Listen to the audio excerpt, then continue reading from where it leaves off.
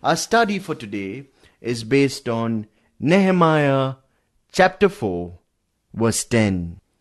Meanwhile, the people in Judah said, "The strength of the laborers is giving out, and there is so much rubble that we cannot rebuild the wall." We cannot rebuild the wall. This is the time to be careful, because the devil can hurt you most severely from the inside. He couldn't do it from the outside. Now he's using his greatest, his chief weapon against God's people. The name of the weapon, discouragement. 11 and 12. Also our enemies said, before they know it or see us, we will be right there among them and kill them and put an end to the work. Then the Jews who lived near them came and told us 10 times over, wherever you turn, they will attack us. The enemy took advantage of the Jews' discouragement and they planned a surprise attack. You know, friends, where you are stumbling, that's the exact place where the enemy will take control. They will take advantage of that. We are going to take them when they are not looking at us. That's what the enemy said. What will be Nehemiah's strategy against this surprise attack? Remember, we said the way we approach a problem could be as important sometimes as the problem itself. Verse 13, therefore I stationed some of the people behind the lowest points of the wall at the exposed places, posting them by families with their swords, spears, and bows. Nehemiah, in verse 13, put every man in the position where he could defend his own family. You know, blood is thicker than water. If one person in the family is injured, the father will not keep quiet, and therefore, instead of posting soldiers, he posts families as units at the lowest points, at the exposed places in the wall, which made him very, very cautious. He was comfortable when he was building. Another way of looking at it, friends, was with his family at home, some distance away from him, a builder did not know whether or not they were safe. So Nehemiah put them with their families and armed them very well. Verse 14, after I looked things over, I stood up and said to the nobles, the officials, and the rest of the people, don't be afraid of them. Remember the Lord. Don't be afraid. Remember the Lord, who is a great and awesome God. And fight for your brothers, your sons, your daughters, your wives, and your homes. The war cry was, remember the Lord. It was their motto, their rallying cry. Napoleon always reminded his soldiers of some past victory to stir them up to fight. Paul the Apostle wrote his swan song to a young person named Timothy. He gave him a rallying cry. The correct translation of 2 Timothy 2:8 is, remember Jesus Christ. That, my friend, is the rallying cry of every believer today. Remember the Lord was the rallying cry of the Jews in Nehemiah's day. Now verse 15. When our enemies heard that we were aware of their plot, and that God had frustrated it, we all returned to the wall, each to his own work. The Jews now could go back to work. The enemy was tired and they had retired. They found they could not surprise the Jews anymore. Nehemiah was a brilliant young man. He still has more strategy. Really amazing. I wish there were more Nehemiahs today. Verse 16 and 17. From that day on, half of my men did the work. The other half were equipped with spears, with shields, bows, and armor. officers posted themselves behind all the people of Judah who were building the wall. Those who carried materials did their work with one hand and held a weapon in the other hand. Can you picture this? Work in one hand, weapon in the other, officers posted behind them, half the men doing the work, the other half watching over this half who does the work. Each builder had a trowel in one hand with which to build, and in the other hand he carried a weapon, a sword, to defend himself. These two weapons or instruments should be in the hands of every true believer even today. A trowel, a working instrument, represents the fact that believers should build themselves in the most holy faith. That is, for the inside. Also, we need to hold the sword of the Spirit. That is also important. We need the trowel and we need the sword. The sword of the Spirit is the Word of God, with which we defend ourselves. The trowel in one hand, the sword in the other. Spurgeon put out a magazine years ago, The Sword and the Trowel. I think it is still in existence.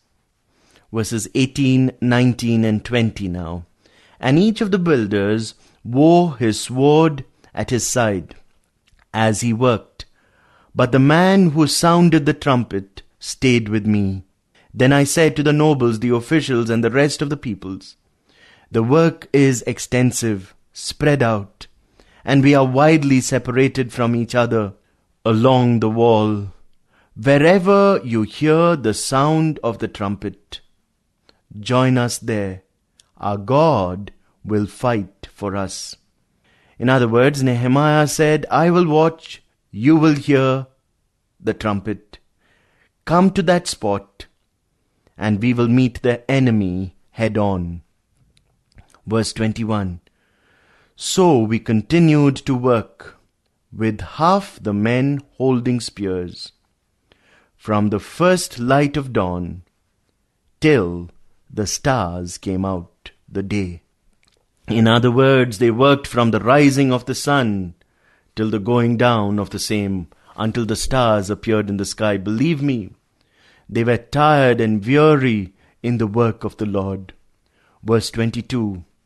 At that time I also said to the people, have every man and his helper stay inside Jerusalem at night, so they can serve us as guards by night, workmen by day.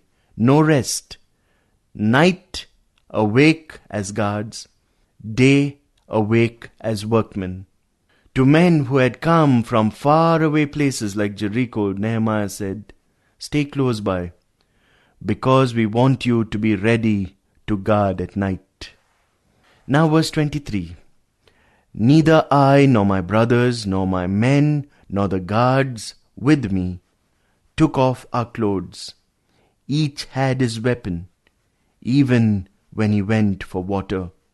These were trying times.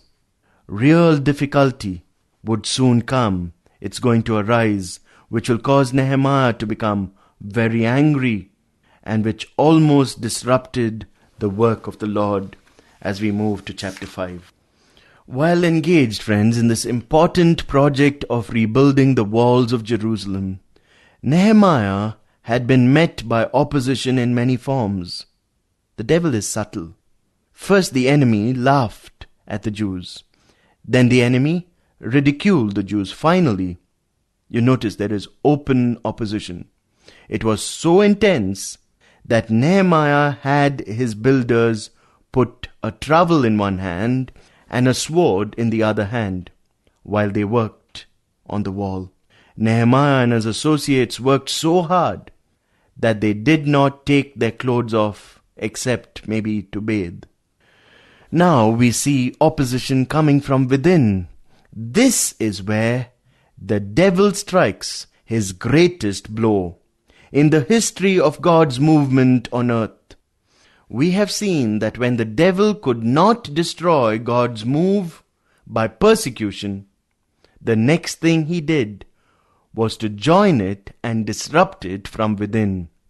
The devil had already caused discouragement among the Jews, and now he goes one step further and causes conflicts among them.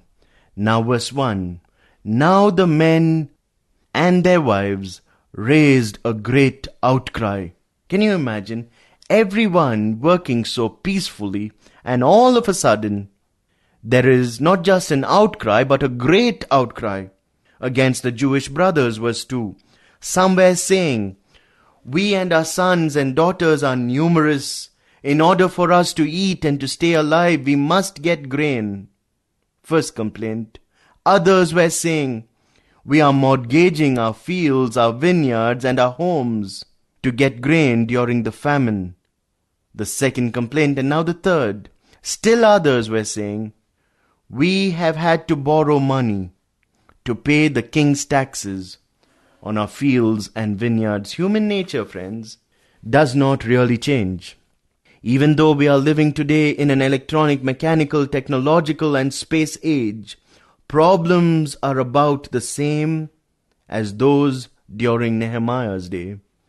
I think that all of our technical devices merely multiply our problems and make them actually very thorny and difficult to solve.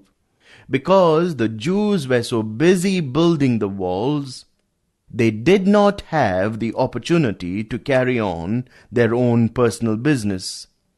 They had to buy corn, food for their families, and doing so they had to mortgage their property. Some of them had to mortgage their property in order to even pay taxes. Taxes were high in that day. They were borrowing money from their own brothers, their own countrymen. Verse 5. Although we are of the same flesh and blood as our countrymen, and though our sons are as good as theirs, yet we have to subject our sons and daughters to slavery. Some of our daughters have already been enslaved. We are powerless because our fields and our vineyards belong to others. For a long time this problem had been growing, but up to this time Nehemiah did not know about it. These people wanted to build the walls of Jerusalem, so they very quietly mortgaged their property to their brothers, their countrymen. There were those who were in the lending business, you see. The foes, the enemies outside, had not been able to harm them, as long as there was love and harmony and unity, as we saw, within them. But now, the beginning of conflict. This problem had also come into the history of God's movement. You remember, Ananias, Sapphira had conspired to deceive their brothers. They were judged by God with sudden death. Their conspiracy had to do with money, finances. I do not know why money is such a temptation, but it is. Up to this point, Nehemiah kept his cool. He was able to go right along with his people and be patient with them. But now, Nehemiah is angry. He says in verse 6, "When I heard their outcry and these charges, I was not just angry, I was very angry." It is not just little anger, it is much. He was very angry. Verse 7, "I pondered them in my mind, and then accused the nobles and the officials." Notice he's quite straight. "I told them, you are exacting usury from your own countrymen. So I called together a large meeting to deal with them." The first general body meeting. A large meeting of the children of Israel to find out how to deal with the nobles and the officials who were exacting usury and taxes from their own countrymen. But interesting, friends, I pondered them in my mind. Vital, friends, one of the sins we so easily fall into which entraps us is the sin of anger. When people don't keep our pace, we fly off the lid and get angry. Whenever you get angry, ponder. Be quiet. Someone has said it's a good lesson to count 10 before you reply. But not just count 10, also think of times where you've goofed up, where you've messed up and made others angry. If you haven't made others angry, then probably you have a right to be angry. Nehemiah, when he was very angry, he pondered. And after he pondered, then he says, I consulted myself. I thought to myself. This is something for him to decide personally. So he thinks thoroughly to this very tricky matter. Never judge a book by its cover. Nehemiah exposed the nobles and the officials. Externally noble, internally abusive and exacting. Even as I conclude today, friends, let me tell you, we must be fearless when God's name is at stake. In our limited understanding, in our limited wisdom, we really cannot, because sometimes we can get deceived by the external. But friends, only the grace of God, only the wisdom of God will enable us to do this.